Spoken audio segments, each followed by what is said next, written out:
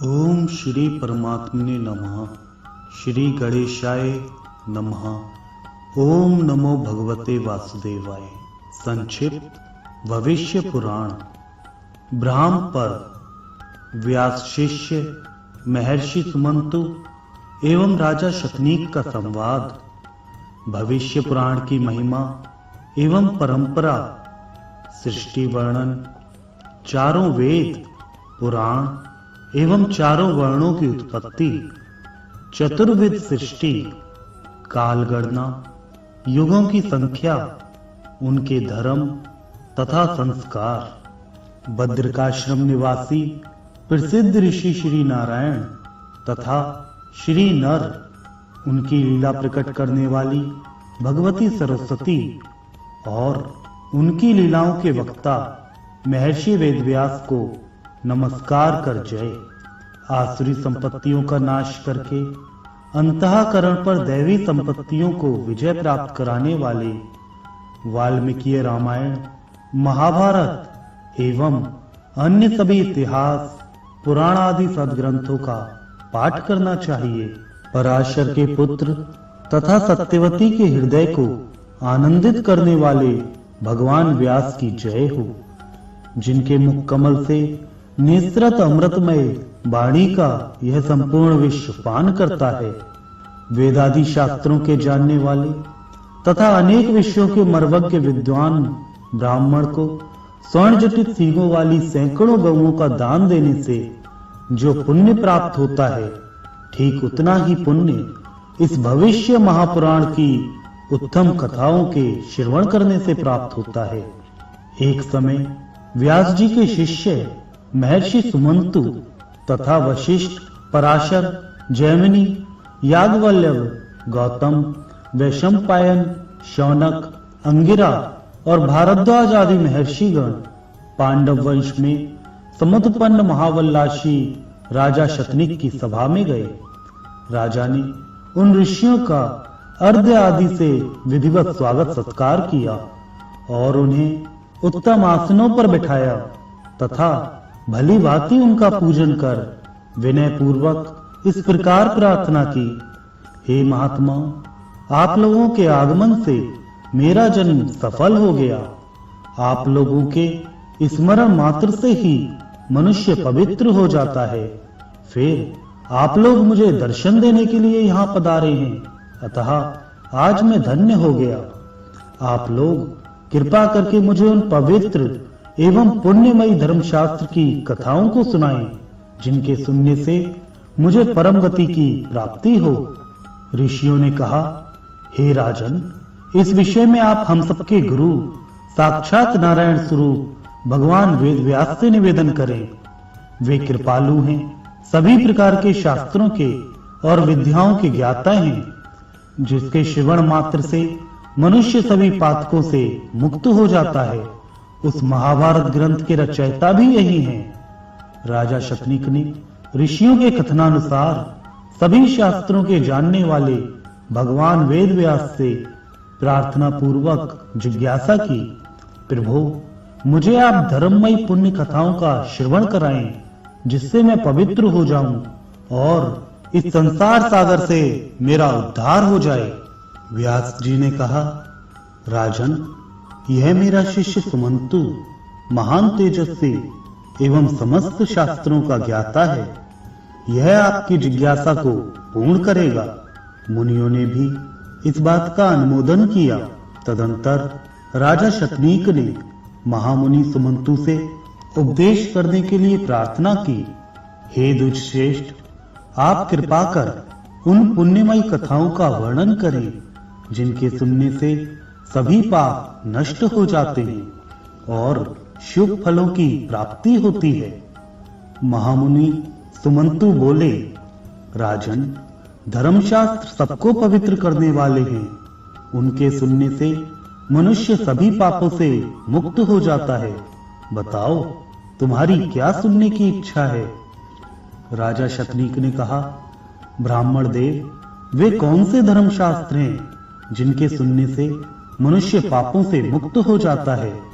सुमंतु मुनि बोले, राजन, मनु, विष्णु यम, अंगीरा, वशिष्ठ, दक्ष, संवर्त, शातातप, पराशर, आपस्तम, उष्णा, कात्यायन, बृहस्पति, गौतम, शल, लिखित, हारित तथा अत्रि आदि ऋषियों द्वारा रचित मानवादि बहुत से धर्मशास्त्र हैं। इन धर्मशास्त्रों को सुनकर एवं उनके रहस्यों को भली भांति हृदयंगम कर मनुष्य देवलोक में जाकर परम आनंद को प्राप्त करता है, इसमें कोई संदेह नहीं है। शतनीक ने कहा, प्रभो, जिन धर्मशास्त्रों को आपने कहा है इन्हें मैंने सुना है, अब इन्हें पुनः सुनने की इच्छा नहीं है। कृपा कर आप चारों वर्णों के कल्याण के लिए जो उपयुक्त धर्मशास्त्र हो उसे मुझे बताएं। सुमंतु मुनि बोले, हे महाबाहो, संसार में निगम्न प्राणियों के उद्धार के लिए 18 महापुराण, श्री राम कथा तथा महाभारत आदि सद्ग्रंथ नौका रूपी साधन हैं। 18 महापुराणों तथा 8 प्रकार के व्याकरणों को भली भांति समझकर सत्यवती के पुत्र वेदव्यास जी ने महाभारत संहिता की रचना की, जिसके सुनने से मनुष्य ब्रह्म हत्या के पापों से मुक्त हो जाता है। इनमें 8 प्रकार के व्याकरण हैं: ब्राह्म, ऐन्द्र, याम्य, रौद्र, वायव्य, वारुण, सावित्र तथा वैष्णव। ब्रह्म, पद्म, विष्णु, शिव, भागवत, नारदीय, मार्कंडेय, अग्नि, भविष्य, ब्रह्मवैवर्त, लिंग, वाराह, स्कंद, वामन, कूर्म, मत्स्य, गरुण तथा ब्रह्मांड, ये 18 महापुराण हैं। ये सभी चारों वर्णों के लिए उपकारक हैं। इनमें से आप क्या सुनना चाहते हैं? राजा शतनीक ने कहा, हे विप्र, मैंने महाभारत सुना है तथा श्री राम कथा भी सुनी है, अन्य पुराणों को भी सुना है, किंतु भविष्य पुराण नहीं सुना है। अतः विप्रश्रेष्ठ, आप भविष्य पुराण को मुझे सुनाएं। इस विषय में मुझे महत कौतूहल है। सुमंतु मुनि बोले, राजन, आपने बहुत उत्तम बात पूछी है। मैं आपको भविष्य पुराण की कथा सुनाता हूँ, जिसके श्रवण करने से ब्रह्म हत्या आदि बड़े बड़े पाप नष्ट हो जाते हैं और अश्वमेघ आदि यज्ञों का पुण्य फल प्राप्त होता है तथा अंत में सूर्य लोक की प्राप्ति होती है। इसमें कोई संदेह नहीं। यह उत्तम पुराण पहले ब्रह्मा जी द्वारा कहा गया है। विद्वान ब्राह्मण को इसका सम्यक अध्ययन कर अपने शिष्यों तथा चारों वर्णों के लिए उपदेश करना चाहिए। इस पुराण में श्रौत एवं स्मार्त सभी धर्मों का वर्णन हुआ है। यह पुराण परम मंगलप्रद, सद्बुद्धि को बढ़ाने वाला, यश एवं कीर्ति प्रदान करने वाला तथा परम पद मोक्ष प्रदान करने वाला है। इस भविष्य महापुराण में सभी धर्मों का सन्निवेश हुआ है तथा सभी कर्मों के गुणों और दोषों के फलों का निरूपण किया गया है। चारों वर्णों तथा आश्रमों के सदाचार का भी वर्णन किया गया है, क्योंकि सदाचार ही श्रेष्ठ धर्म है, ऐसा श्रुतियों ने कहा है। इसलिए ब्राह्मण को नित्य आचार का पालन करना चाहिए, क्योंकि सदाचार से विहीन ब्राह्मण किसी भी प्रकार वेद के फल को प्राप्त नहीं कर सकता। सदा आचार का पालन करने पर तो वह संपूर्ण फलों का अधिकारी हो जाता है, ऐसा कहा गया है। सदाचार को ही मुनियों ने धर्म तथा तपस्याओं का मूल आधार माना है। मनुष्य भी इसी का आश्रय लेकर धर्माचरण करते हैं। इस प्रकार इस भविष्य महापुराण में आचार का वर्णन किया गया है। तीनों लोकों की उत्पत्ति, विवाह आदि संस्कार विधि, स्त्री पुरुषों के लक्षण, देव पूजा का विधान, राजाओं के धर्म एवं कर्तव्य का निर्णय, सूर्य नारायण, विष्णु, रुद्र, दुर्गा तथा सत्यनारायण का महात्म्य एवं पूजा विधान, विविध तीर्थों का वर्णन, आपर्धम तथा प्रायश्चित विधि, संध्या विधि, स्नान, तर्पण वैश्यदेव, भोजन विधि, जाति धर्म, कुल धर्म, वेद धर्म तथा यज्ञ मंडल में अनुष्ठित होने वाले विविध यज्ञों का वर्णन हुआ है। हे कुरुश्रेष्ठ शतनीक, इस महापुराण को ब्रह्मा जी ने शंकर को, शंकर ने विष्णु को, विष्णु ने नारद को, नारद ने इंद्र को, इंद्र ने पराशर को तथा पराशर ने व्यास को सुनाया और व्यास से मैंने प्राप्त किया। इस प्रकार परंपरा प्राप्त इस उत्तम भविष्य महापुराण को मैं आपसे कहता हूँ, इसे सुने। इस भविष्य महापुराण की श्लोक संख्या 50,000 है। इसे भक्ति पूर्वक सुनने वाला रिद्धि, वृद्धि तथा संपूर्ण संपत्तियों को प्राप्त करता है। ब्रह्मा जी द्वारा प्रोक्त इस महापुराण में 5 पर्व कहे गए हैं: ब्राह्म, वैष्णव, शैव, त्वाष्ट्र तथा प्रतिसर्ग पर्व। पुराण के सर्ग, प्रतिसर्ग, वंश, मनवंतर तथा वंशानुचरित ये 5 लक्षण बताए गए हैं तथा इसमें 14 विद्याओं का भी वर्णन है। 14 विद्याएं इस प्रकार हैं: 4 वेद, 6 वेदांग, मीमांसा, न्याय, पुराण तथा धर्मशास्त्र, आयुर्वेद, धनुर्वेद, गांधर्व वेद तथा अर्थशास्त्र। इन चारों को मिलाने से 18 विद्याएं होती हैं। सुमंतु मुनि पुनः बोले, हे राजन, अब मैं भूत सर्ग अर्थात समस्त प्राणियों की उत्पत्ति का वर्णन करता हूँ, जिसके सुनने से सभी पापों की निवृत्ति हो जाती है और मनुष्य परम शांति को प्राप्त करता है। हे तात, पूर्व काल में यह सारा संसार अंधकार से व्याप्त था। कोई पदार्थ दृष्टिगत नहीं होता था, अविज्ञेय था, अतर्क था और प्रसुप्त सा था। उस समय सूक्ष्म अतीन्द्रिय और सर्वभूतमय उस परब्रह्म परमात्मा भगवान भास्कर ने अपने शरीर से नानाविध सृष्टि करने की इच्छा की और सर्वप्रथम परमात्मा ने जल को उत्पन्न किया तथा उसमें अपने वीर रूप शक्ति का आधान किया। इससे देवता, असुर, मनुष्य आदि संपूर्ण जगत उत्पन्न हुआ। वह वीर जल में गिरने से अत्यंत प्रकाशमान स्वर्ण का अंड हो गया। उस अंड के मध्य से सृष्टिकर्ता चतुर्मुख लोक पितामह ब्रह्मा जी उत्पन्न हुए। नर भगवान से जल की उत्पत्ति हुई है, इसलिए जल को नार कहते हैं। वह नार जिसके पहले अयन हुआ उसे नारायण कहते हैं। ये सत्सद्रूप, अव्यक्त एवं नित्य कारण है। इनसे जिस पुरुष विशेष की सृष्टि हुई वे लोक में ब्रह्मा के नाम से प्रसिद्ध हुए। ब्रह्मा जी ने दीर्घ काल तक तपस्या की और उस अंड के 2 भाग कर दिए।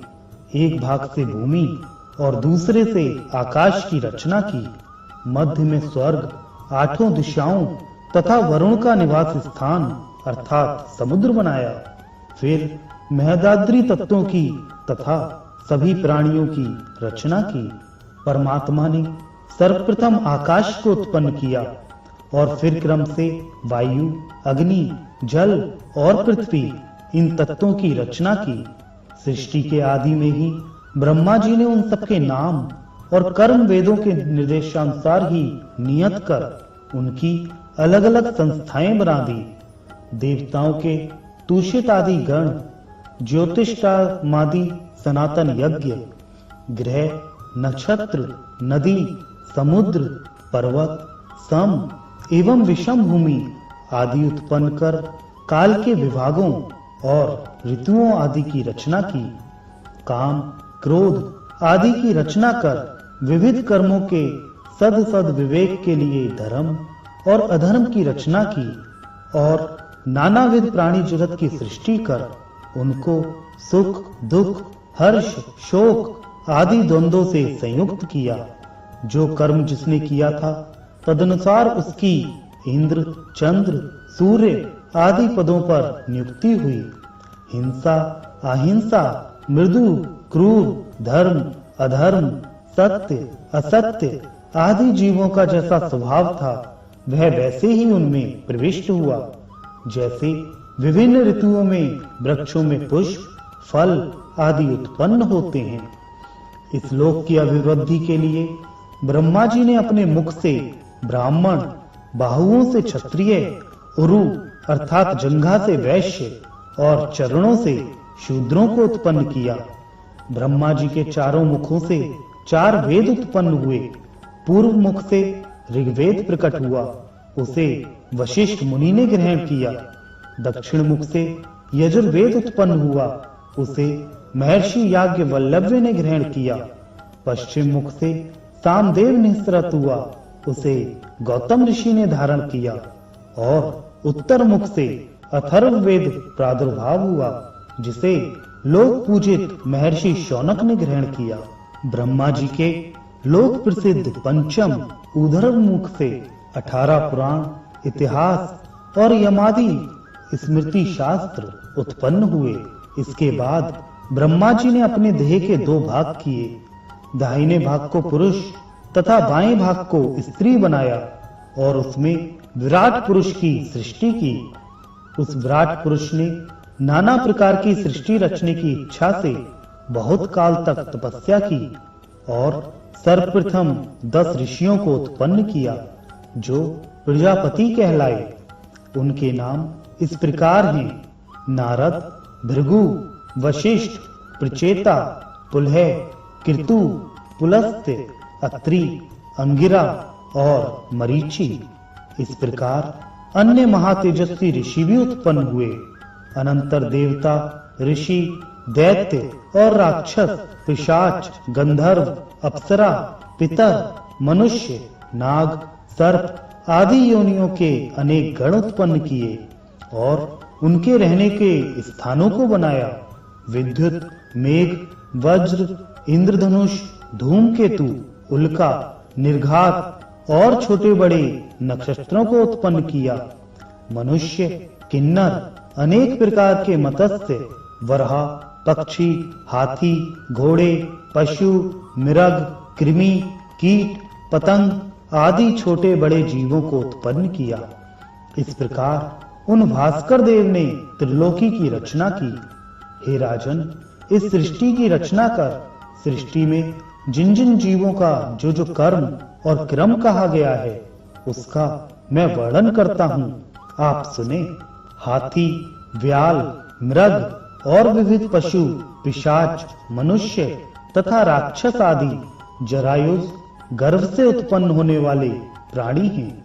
मत्स्य, कछुए, सर्प, मगर तथा अनेक प्रकार के पक्षी अंडज, अंडे से उत्पन्न होने वाले हैं। मक्खी, मच्छर, जूं, खटमल आदि जीव स्वेदज हैं, अर्थात पसीने की ऊष्मा से उत्पन्न होते हैं। भूमि को उद्भेद कर उत्पन्न होने वाले वृक्ष, औषधियां आदि उद्भिज सृष्टि हैं, जो फल के पकने तक रहें और पीछे सूख जाएं या नष्ट हो जाएं, तथा बहुत फूल और फल वाले वृक्ष हैं, वे औषधि कहलाते हैं। और जो पुष्प के आए बिना ही फलते हैं, वे वनस्पति हैं, तथा जो फूलते और फलते हैं, उन्हें वृक्ष कहते हैं। इसी प्रकार गुल्म, वल्ली, वितान आदि भी अनेक भेद होते हैं। ये सब बीज से अर्थात कांड से अर्थात वृक्ष की छोटी सी शाखा काटकर भूमि में गाड़ देने से उत्पन्न होते हैं। ये वृक्ष आदि भी चेतना शक्ति संपन्न हैं और इन्हें सुख दुख का ज्ञान रहता है, परंतु पूर्व जन्म के कर्मों के कारण तमोगुण से आच्छन्न रहते हैं। इसी कारण मनुष्यों की भांति बातचीत आदि करने में समर्थ नहीं हो पाते। इस प्रकार यह अचिंतनीय चराचर जगत भगवान भास्कर से उत्पन्न हुआ है। जब वह परमात्मा निद्रा का आश्रय ग्रहण कर शयन करता है, तब यह संसार उसमें लीन हो जाता है, और जब निद्रा का त्याग करता है अर्थात जागता है, तब सब सृष्टि उत्पन्न होती है और समस्त जीव पूर्व कर्मानुसार अपने अपने कर्मों में प्रवृत्त हो जाते हैं। वह अव्यय परमात्मा संपूर्ण चराचर जगत को जागृत और शयन दोनों अवस्थाओं द्वारा बार बार उत्पन्न और विनष्ट करता रहता है। परमेश्वर कल्प के प्रारंभ में सृष्टि और कल्प के अंत में प्रलय करते हैं। कल्प परमेश्वर का दिन है, इस कारण परमेश्वर के दिन में सृष्टि और रात्रि में प्रलय होता है। हे राजा शतनिक, अब आप काल गणना को सुने। 18 निमेष, पलक गिरने के समय को निमेष कहते हैं। तो 18 निमेष की एक काष्ठा होती है, अर्थात जितने समय में 18 बार पलकों का गिरना हो उतने काल को काष्ठा कहते हैं। 30 काष्ठा की एक कला, 30 कला का एक क्षण, 12 क्षण का एक मुहूर्त, 30 मुहूर्त का एक दिन रात, 30 दिन रात का एक महीना, 2 महीनों की एक ऋतु, 3 ऋतु का एक अयन तथा 2 अयनों का एक वर्ष होता है। इस प्रकार सूर्य भगवान के द्वारा दिन रात्रि का काल विभाग होता है। संपूर्ण जीव रात्रि को विश्राम करते हैं और दिन में अपने अपने कर्म में प्रवृत्त होते हैं। पितरों का दिन रात मनुष्यों के एक महीने के बराबर होता है, अर्थात शुक्ल पक्ष में पितरों की रात्रि और कृष्ण पक्ष में दिन होता है। देवताओं का एक दिन रात मनुष्यों के एक वर्ष के बराबर होता है, अर्थात उत्तरायण दिन तथा दक्षिणायन रात्रि कही जाती है। हे राजन, अब आप ब्रह्मा जी के रात दिन और एक एक युग के प्रमाण को सुने। सतयुग 4000 वर्ष का है, उसमें सध्यांश के 400 वर्ष तथा संध्या के 400 वर्ष मिलाकर इस प्रकार 4800 दिव्य वर्षों का एक सतयुग होता है। इसी प्रकार त्रेता युग 3000 वर्षों का तथा संध्या और संध्यांश के 600 वर्ष कुल 3600 वर्ष, द्वापर 2000 वर्षों का संध्या तथा संध्यांश के 400 वर्ष कुल 2400 वर्ष तथा कलयुग 1000 वर्ष तथा संध्या और संध्यांश के 200 वर्ष मिलाकर 1200 वर्षों के मान का होता है। ये सब दिव्य वर्ष मिलाकर 12000 दिव्य वर्ष होते हैं। यही देवताओं का एक युग कहलाता है। देवताओं के 1000 युग होने से ब्रह्मा जी का एक दिन होता है और यही प्रमाण उनकी रात्रि का है। जब ब्रह्मा जी अपनी रात्रि के अंत में सोकर उठते हैं तब सत असत रूप मन को उत्पन्न करते हैं। वह मन सृष्टि करने की इच्छा से विकार को प्राप्त होता है। तब उससे प्रथम आकाश तत्व उत्पन्न होता है। आकाश का गुण शब्द कहा गया है। विकार युक्त आकाश से सब प्रकार के गंध को वहन करने वाले पवित्र वायु की उत्पत्ति होती है, जिसका गुण स्पर्श है। इसी प्रकार विकारवान वायु से अंधकार का नाश करने वाले प्रकाश युक्त तेज उत्पन्न होता है, जिसका गुण रूप है। विकारवान तेज से जल, जिसका गुण रस है, और जल से गंध गुण वाली पृथ्वी उत्पन्न होती है। इसी प्रकार सृष्टि का क्रम चलता रहता है। पूर्व में 12000 दिव्य वर्षों का जो एक दिव्य युग बताया गया है, वैसे ही 71 युग होने से एक मनवंतर होता है। ब्रह्मा जी के एक दिन में 14 मनवंतर व्यतीत होते हैं। सतयुग में धर्म के चारों पाद वर्तमान रहते हैं, अर्थात सतयुग में धर्म चारों चरणों से रहता है। फिर त्रेता आदि युग में धर्म का बल घटने से धर्म क्रम से एक एक चरण घटता जाता है, अर्थात त्रेता में धर्म के 3 चरण, द्वापर में 2 चरण तथा कलयुग में धर्म का एक ही चरण बचा रहता है और 3 चरण अधर्म के रहते हैं।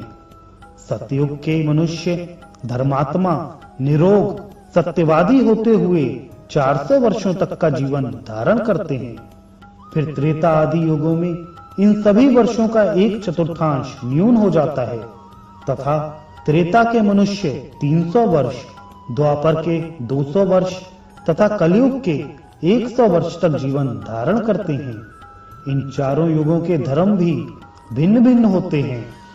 सतयुग में तपस्या, त्रेता में ज्ञान, द्वापर में यज्ञ और कलयुग में दान प्रधान धर्म माना गया है। परम धुतिमान परमेश्वर ने सृष्टि की रक्षा के लिए अपने मुख, भुजा, उरु और चरणों से क्रमशः ब्राह्मण, क्षत्रिय, वैश्य तथा शूद्र इन 4 वर्णों को उत्पन्न किया और उनके लिए अलग अलग कर्मों की कल्पना की। ब्राह्मणों के लिए पढ़ना, पढ़ाना, यज्ञ करना, यज्ञ कराना तथा दान देना और दान लेना, ये 6 कर्म निश्चित किए गए हैं। पढ़ना, यज्ञ करना, दान देना तथा प्रजाओं का पालन आदि कर्म क्षत्रियों के लिए नियत किए गए हैं।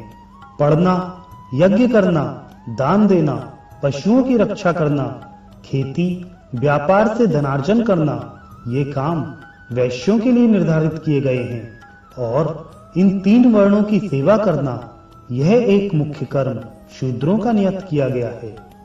पुरुष की देह में नाभि से ऊपर का भाग अत्यंत पवित्र माना गया है। उसमें भी मुख प्रधान है। ब्राह्मण ब्रह्मा के मुख से उत्पन्न हुआ है, इसलिए ब्राह्मण सबसे उत्तम है। यह वेद की वाणी है।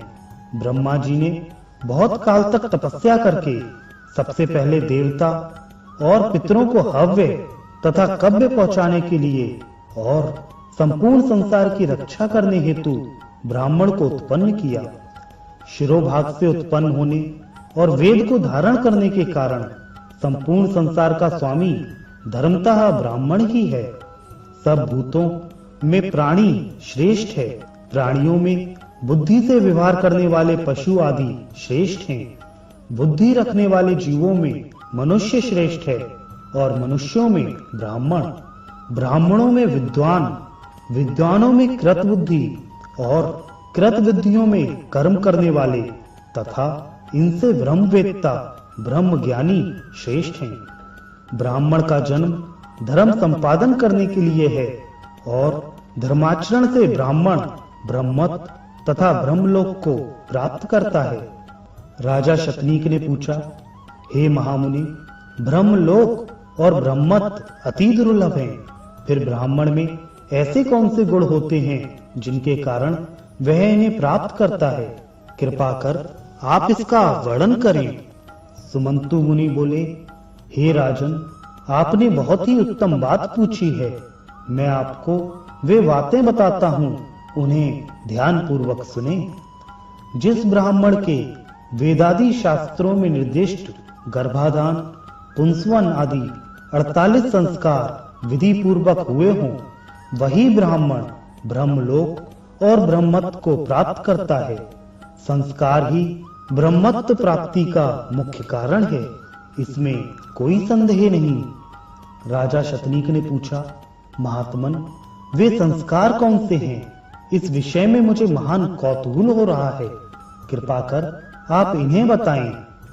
सुमंतु जी बोले, राजन, वेदादि शास्त्रों में जिन संस्कारों का निर्देश हुआ है उनका मैं वर्णन करता हूँ। गर्भाधान, पुंसवन, सीमंतोन्नयन, जातकर्म, नामकरण, अन्नप्राशन, चूड़ाकर्म, उपनयन, 4 प्रकार के वेद व्रत, वेद स्नान, विवाह, 5 महायज्ञ जिनसे देवता, पितरों, मनुष्य, भूत और ब्रह्म की तृप्ति होती है, 7 पाक यज्ञ संस्था, अष्टकाध्य, पार्वण, श्रावणी, आग्नहायणी, चैत्री तथा आश्वजी, सप्तह व्यग्र संस्था, अज्ञाधान, अग्निहोत्र, दर्श पौर्णमास, चातुर्म्यास, निरपण पशुबंध, सौत्रामणि और सप्तसोम संस्था, अग्निष्टोम, अत्यग्रिष्टोम,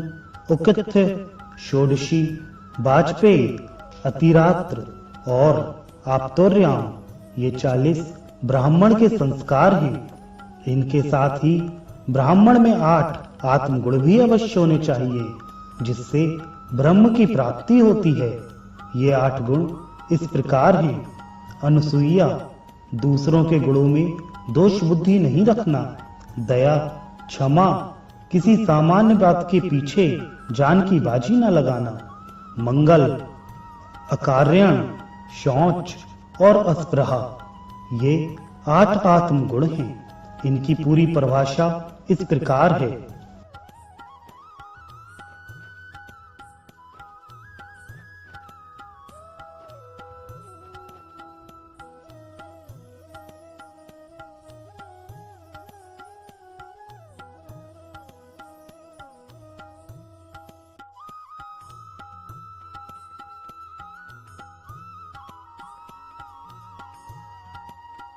गुणी के गुणों को ना छिपाना अर्थात प्रकट करना, अपने गुणों को प्रकट ना करना तथा दूसरे के दोषों को देखकर प्रसन्न ना होना अनसूया है।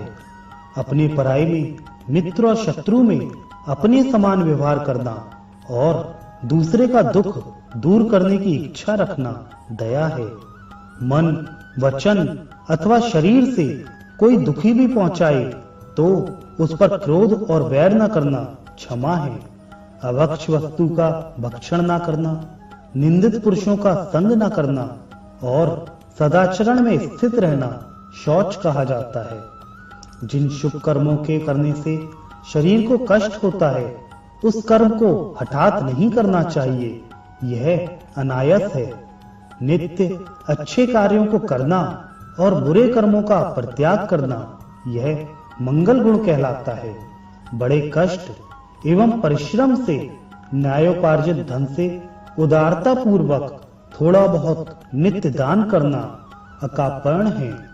ईश्वर की कृपा से प्राप्त थोड़ी सी संपत्ति में भी संतुष्ट रहना और दूसरे के धन की किंचित भी इच्छा न रखना अस्पृहा है। इन 8 गुणों और पूर्वोक्त संस्कारों से जो ब्राह्मण संस्कृत हो वह ब्रह्मलोक तथा ब्रह्मत्व को प्राप्त करता है।